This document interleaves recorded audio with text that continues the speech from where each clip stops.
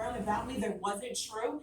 And I realized in that moment that it doesn't matter what information people have about you, it doesn't matter. As long as you know the truth, then you can proudly and boldly and confidently and unapologetically move on with your life, because I wasn't doing any of those things at the time when people were talking about it, but they were still believing in it. And there was nothing that I could do.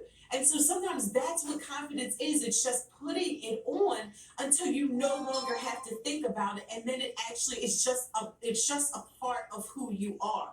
So you have to be willing to do the first video and be willing to look like an amateur.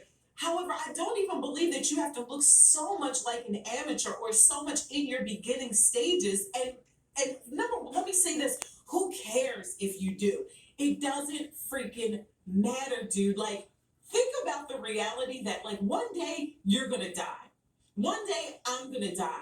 And before I take my last breath, I do not believe that I'm gonna be thinking, I'm so glad I never stepped out and shared my gifts with the world, or I'm so glad I never recorded that video, or I'm so glad I never posted that post on Instagram. Like, I don't believe that that's going to be my final thought. So just think about your mortality for a minute. Like, is it in the grand scheme of things?